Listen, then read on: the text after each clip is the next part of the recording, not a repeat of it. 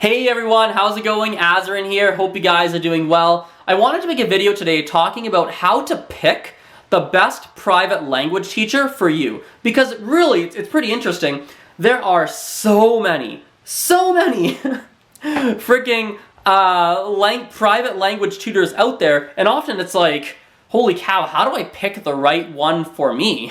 And so I thought I'd make a video here talking about a few of my perspectives on this topic. Now, first and foremost, this is the most obvious. You need to find someone who's knowledgeable about the language that you want to learn. You want someone who actually understands that, oh, this dialect of the language speaks like this dialect speaks like this, my dialect speaks like this. You need to have someone who understands, oh, this is how we speak, but we write differently. You need to have someone, etc., right? I don't want to spend a lot of time on that. I think that is obvious. You need someone who's qualified and knowledgeable about the language. However, that's not everything. And interestingly, I think most people focus all, if not most of their attention on that, but there's way more to it than that. The next thing, in my opinion, that you need to look at is their emotional intelligence. Does this person have the ability to help you get through the challenging times? When you are really disappointed and struggling in the language, do they have the ability to, first of all, feel and tell that you're disappointed and feeling frustrated? And second of all, do they have the ability to help you get out of that rut? That's a really important skill. I would say a lot of people quit learning a language because they hit that rut and they don't have a support system or someone skilled enough in emotional intelligence in those soft skills. They don't have anyone who can help them get out of that rut. So when you're taking lessons with someone, if you're feeling after 2-3 lessons that, wow, I don't know if their EQ skills are on point, I don't know if they have that, it's something to look at. It's something to really, something to consider, like, do I need to change teachers? Is this the person for me? Another thing you need to look at is some of what I call the practical elements. Things like, does their schedule match yours? For example, if you're learning Chinese and your teacher lives in China and you're doing online lessons, maybe scheduling's really hard, right? Just because of the time zone differences. So there's like very practical things like timing. Are they reliable? Like, do they show up on time? There's things like that, like little things like that are minor, but overall add up and can really make a huge difference as to if you have a positive experience with that teacher or a negative experience. I think the other thing you have to think about is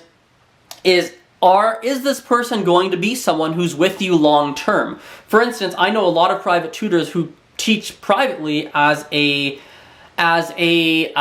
part-time job to make some extra cash on the side, meaning they have another full-time job. They do some part-time teaching just because they make a little bit of money.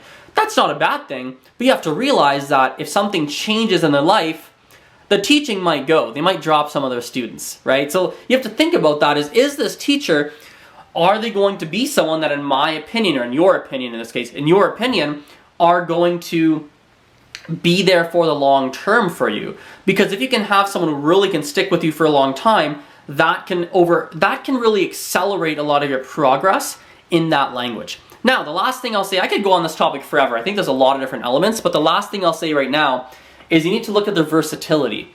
Versatility, what I mean by this is, do they teach the same lesson every time? Or do they have the ability to change and adapt and evolve? And are they always, as the teacher or the tutor, constantly working on their craft? Are they always trying to get better, learn more, become a better teacher, learn better practices, adjust, change, etc.? You want, in my opinion anyway, you want somebody who is versatile and will adjust and do that, because they'll be able to, they're the ones who are going to become better teachers over time as you stick with them, right? And they're the ones who can probably create the most interesting lessons for you and keep you engaged and not get bored with the language. So that's a bunch of my thoughts, right? I think the overall moral of the story is, don't just focus on the knowledge side. Don't just look at, oh, they know the language really well, I'm going to go with them. No, that's probably what most people do, but I highly discourage you from doing that. That's not just silly. It doesn't make any sense. There's way more elements and way more important things to look at. Anyway, hope you enjoyed the video. Have an awesome day, and I'll see you guys later. Bye for now.